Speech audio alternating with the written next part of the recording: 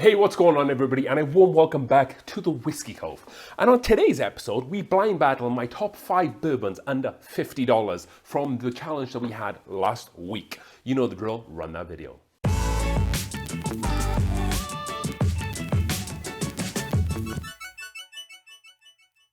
Alright then folks, so if you haven't already seen the first kind of episode to this, then go back and check it out. We put it out last week there, and we were presented with a challenge from Doc Martinez over at Old Fashioned Ways, and he asked me what my top 5 bourbons were under $50. But there was a couple of different price categories. There was 15 to 20, 20 to 25, 25 to 30, 30 to 40, and then 40 to 50.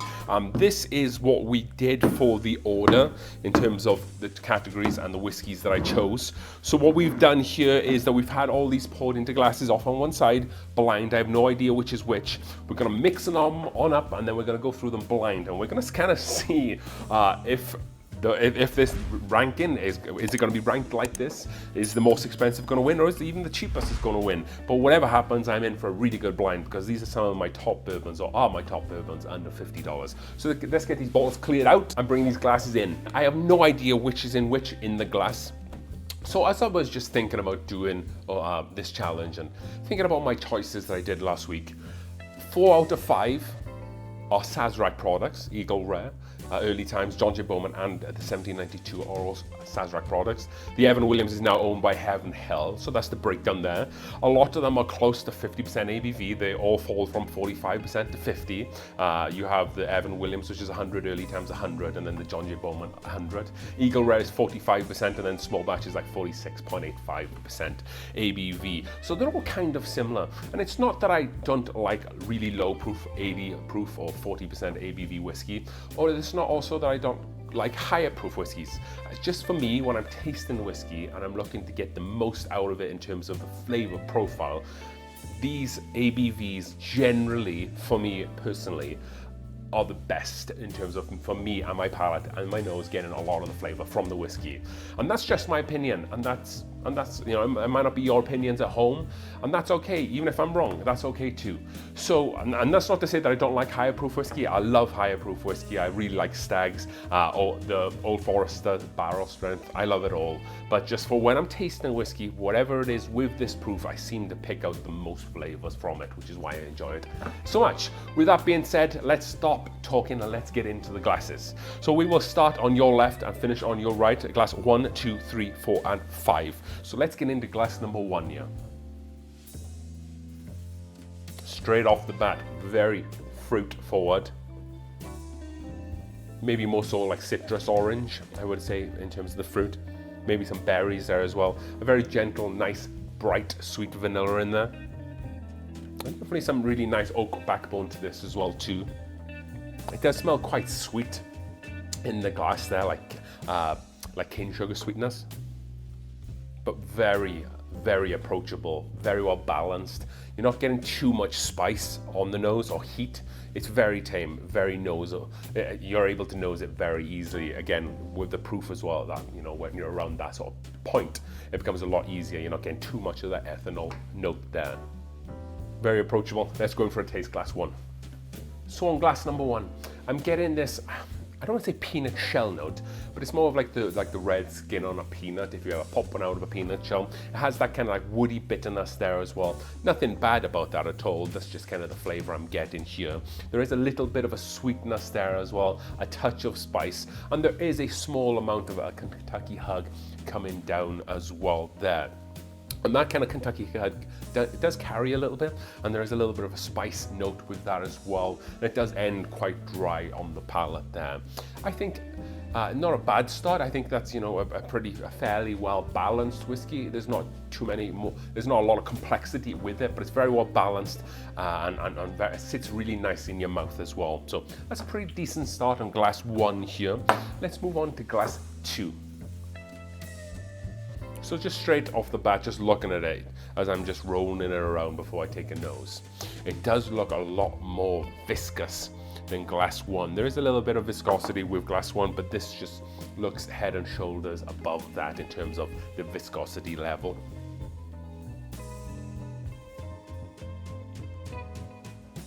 This sweetness is more of like a barrel char caramel brown sugar sweetness. First one was more like a cane sugar type note, I guess, if you like. And there's kind of like a bit of a strawberry vibe going on here as well. Like I mentioned it a few times on this channel, maybe like a strawberry pop tart, or like a strawberry shortcake. That sort of savory strawberry note, if you like. And there's definitely some like, I don't want to say dusty corn, maybe more like caramel corn there as well. It is jumping out that kind of caramel note from the glass quite a lot, but you can definitely pick up some corn there as well. And again, a very inviting nose again. So let's go in for a taste glass 2 here. So on glass 2, I get this really nice sweetness straight off the bat. It's beautiful, beautiful, rich sweetness, kind of like a buttery butterscotch sweetness that sits and laces your palate. The viscosity of this whiskey is definitely its high point there. It's very viscous and oily on the palate. I'm getting a decent amount of wood here as well. And then just overall, the finish doesn't go on for too much longer. It's quite a soft finish. I wouldn't say that it kind of peaks and then falls off straight away. It's a very gentle but soft finish there on glass 2. So far, another great whiskey. Let's see how this stands up, I guess, when we taste through the rest of them here. That was glass 2. So let's delve into now glass number 3 here, which is the center one. So again, just looking and rolling it around in the glass. Doesn't look as thick and viscous as glass 2, but definitely thicker than glass 1. Let's go in for a nose here.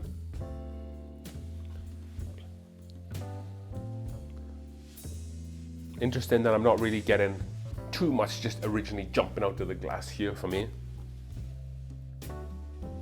There is definitely some leather there as well, like aged leather we're talking about now. Maybe if you've gone in an old shoe cupboard or an old closet and pulled out like an old leather jacket or an old pair of shoes, kind of has that more dusty leather note. Truth be told, I am getting a touch of peanut shell on this too. Again, it's not strong, but it's definitely there, which is, sometimes I'll get a peanut shell note from another bottle here other than Evan Williams, so it's not a surprise if I do pick that up again.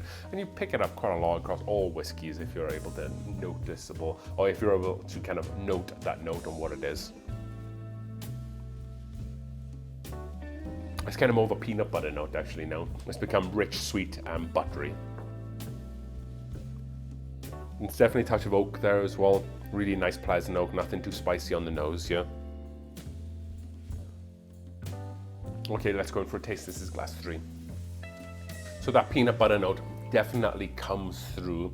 It is like that. It is like a Reese's cup peanut butter note, because you do have a touch of like chocolate with it as well, which is really pleasant. This whiskey is also very well balanced as well. There is a little bit more spice with this one than there has been with the other two, but that's not to say that this whiskey is spicy. It's just very well balanced, and the spice adds to that complexity as well. Mouthfeel also oily and rich. Does a great job of sitting there on the palate. Not too much of a finish. There's a little bit there with the spice which carries through, but the kind of richness in your mouth kind of dissipates quite fast. Not much of a hug with this at all.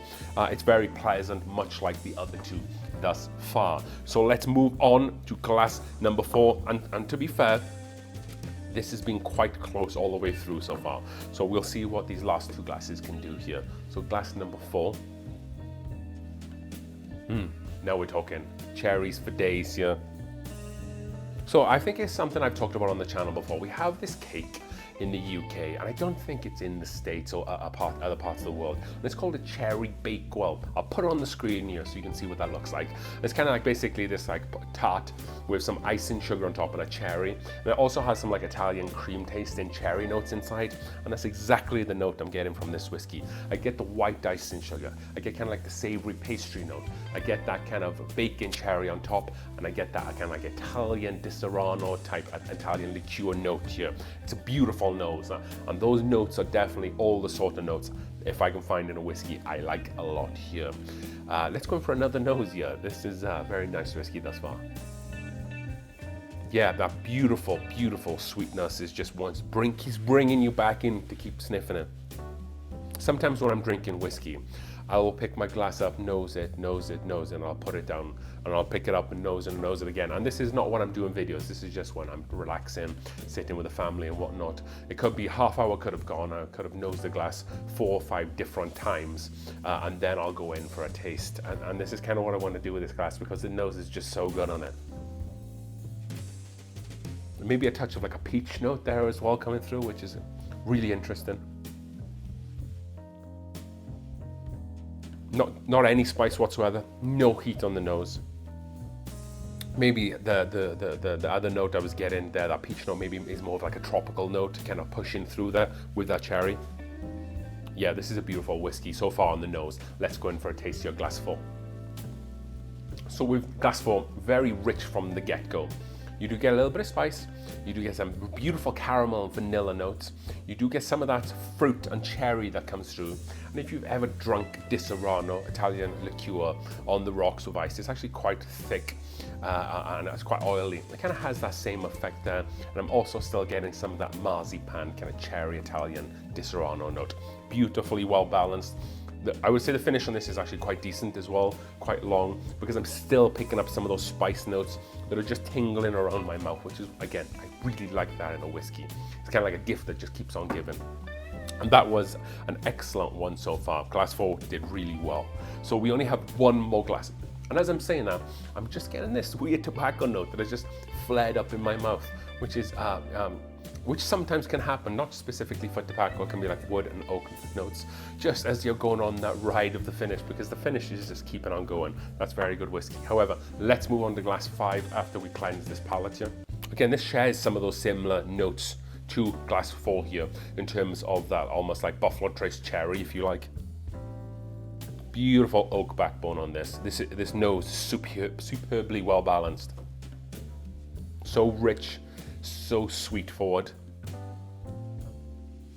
It's like cherry candy with like a touch of vanilla whipped cream on top. It's just beautiful.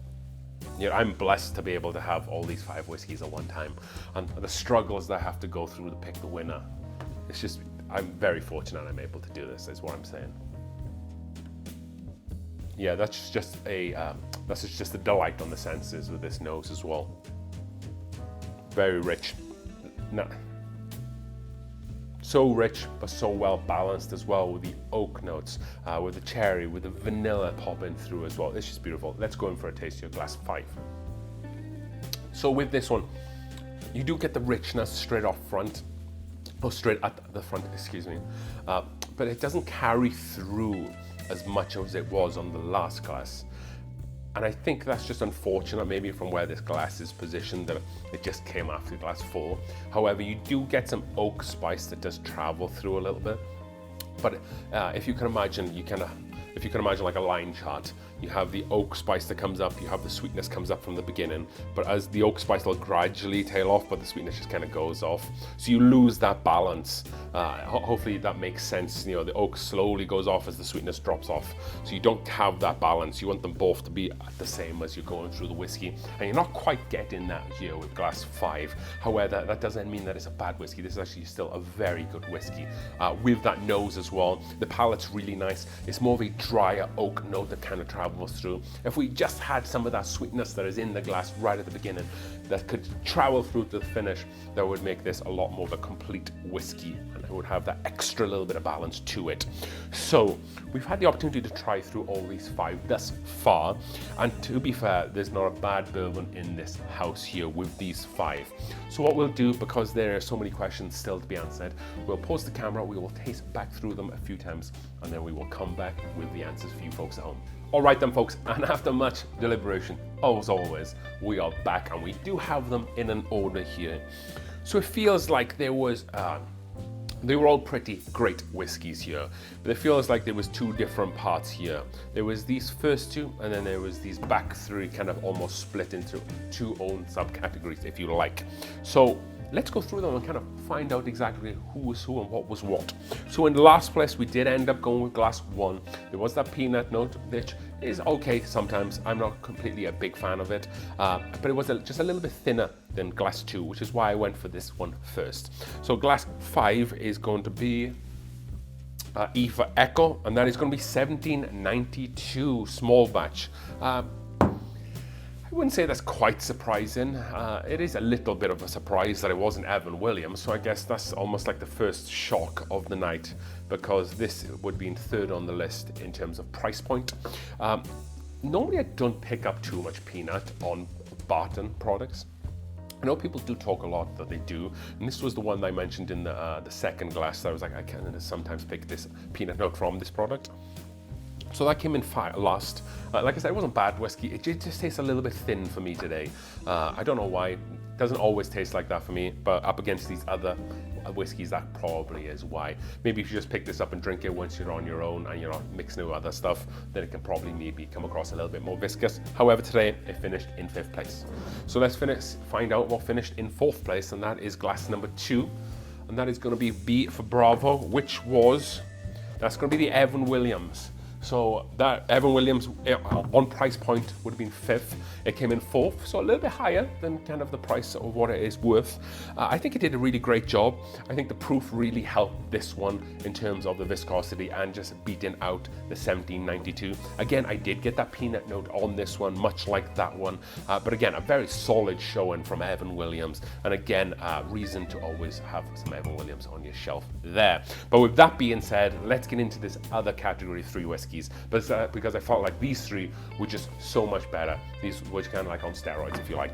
So what came in 3rd place today, that is going to be glass number 5. So ultimately, I felt like this had a fantastic nose. I had like the beautiful cherry, kind of like Buffalo Trace notes that I had on this nose were great. Excellent oak backbone, but just that sweetness on the finish didn't quite carry through as well. And I think I know what this is. And that is D for Dog, and that is going to be Eagle Rare. Of course it was. Eagle Rare is a fantastic whiskey. Like that oak backbone, that 10 years oak backbone, it's just fantastic. I love Eagle Rare 10, which is why I picked it on this list. However, that sweetness just kind of let it down. It's not that this was bad at all. Eagle Rare is a fantastic whiskey. These 2 were just better. So the 2 bottles we have left are Early Times Bottled in Bond and John J. Bowman. So if we were doing this list just on price point, John J. Bowman should finish number 1, where Early Times should finish 4th. So Early Times is a big shock so far. So can it shock everybody on finishing 1st? So second place is going to be glass number 3. I felt that glass number 3 was super rich, beautiful nose, really well balanced, a complete whiskey. It just wasn't glass 1. So let's find out what came in 2nd place. That is going to be A for Alpha. Drum roll, please, and that is going to be Early Times, finishing in 2nd place. I'm surprised. No, I'm not surprised. The more and more I drink Early Times, the better I feel like it does. And I did feel like, again, that well balanced on this was just perfect. I did have that leather note when I was trying it as well, which I associate a lot from Early Times. What an impressive showing from this bottle. And it's a 1 litre bottle as well for like $25. I think this is today's real winner here, just how good that has been in this competition. But with that being said, we do have a winner for today. It is not Early Times, and let's just double check to make sure we have everything in order here. That is going to be C for Charlie, and that is of course John J. Bowman Single Barrel. It doesn't mess around. John J. Bowman Single Barrel is phenomenal juice. I've sung how good this bottle is from the rooftops on this channel. This bit is basically, for me, E.H. Taylor Single Barrel. That's exactly what this whiskey is. That's what it tastes like. It has all those Buffalo Trace notes, that cherry, bacon cherry, ice and sugar, that Italian kind of amaretto note. It is just a phenomenal whiskey. Coming in at 50% ABV, like I said earlier on, is the perfect amount for me to be able to pick out some beautiful notes. So well balanced as well. So what I think I'm going to do, because I love this bottle so much, we are going to do a blind on this show here coming up. We will do the face-off series, where we get one bottle and we compare it with maybe a harder to find allocated bottle to see that if it can do anything good. We will do the John J. Bowman Single Barrel against the E.H. Taylor Single Barrel. And I think that is just going to be a phenomenal face-off series. However, for today, I hope you enjoyed what we did here. I was fortunate that I was able to try through all these whiskeys. Again, not a bad bourbon in the house. If you enjoy what we do, don't forget to subscribe to this channel. channel. Again, blown away by everybody's support here. If you haven't already, go and check us out on Patreon. Got some really awesome ways to give back to the fans there, and that's a great way to support the channel. As we drink through the world's whiskies, one glass at a time, John J. Bowman is today's winner. Cheers.